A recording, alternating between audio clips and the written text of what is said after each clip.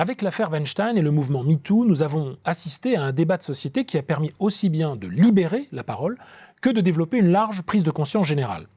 Le succès en librairie du livre Des hommes justes de l'historien et écrivain Ivan Jablonka, prix Médicis en 2016, met des mots sur cette prise de conscience tout en la resituant dans une histoire de la relation homme-femme. Pour cela, il met en évidence que la sortie du statut entre guillemets de la femme-fonction, en charge notamment de la domesticité et des soins, ne s'est pas faite du jour au lendemain. En France, rappelle l'auteur en effet, des femmes obtiennent pour la première fois le baccalauréat en 1861, la licence S-Sciences en 1868, le doctorat de médecine en 1870, l'agrégation de philosophie en 1905 seulement, et l'agrégation de médecine enfin en 1923. Mais Jablonka ne se contente pas seulement, élaboration déjà faite avant lui, de mettre en lumière comment le féminisme a joué un rôle prépondérant et donné une traduction concrète à la révolution des droits de 1789.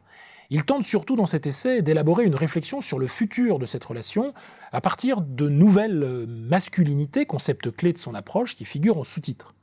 Car ne sachant quel est le rôle qui leur échoit, c'est seulement en formulant une nouvelle conception de la condition masculine que les hommes pourront, selon l'auteur, se remettre en phase avec le processus historique de l'émancipation féminine. Or, pour parvenir à cette masculinité d'égalité, Jablonka nous propose de multiples stratégies, aussi bien de rire des anciens patriarcats, qu'à l'instar de Ziggy Stardust, le personnage inventé par Bowie, de cultiver le féminin en soi. Il fait aussi référence à des comparaisons culturelles en évoquant le Vietnam par exemple, où les couples vivent de moins en moins avec les beaux-parents, si bien que l'homme compense en partie les tâches que remplissait la grand-mère. Ou au Mexique, où le soin des enfants faisant partie de la masculinité populaire, certains hommes n'hésitent pas à porter leur enfant en public dans les bras ou dans un sac kangourou.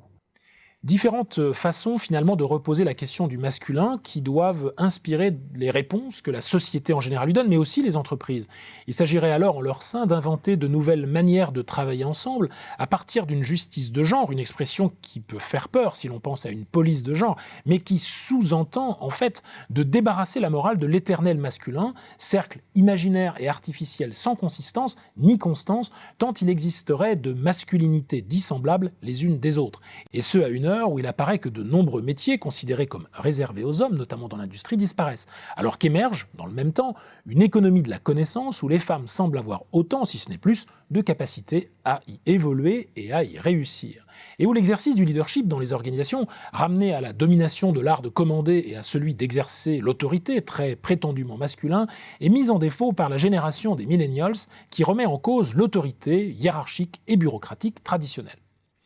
Au final, une enquête à la fois historique et personnelle, qui ne manque pas de témérité, et dont on notera toutefois qu'elle est sans cesse prise dans l'étau d'une profonde hésitation entre une masculinité de l'égalité, monsieur doit être l'équivalent de madame, et puis une masculinité qui serait une masculinité de la différence, monsieur et madame ne sont pas du tout les mêmes, mais qui tente de participer à sa manière, et c'est là sa bonne fortune, à un niveau de compréhension mutuelle supérieur entre les hommes et les femmes.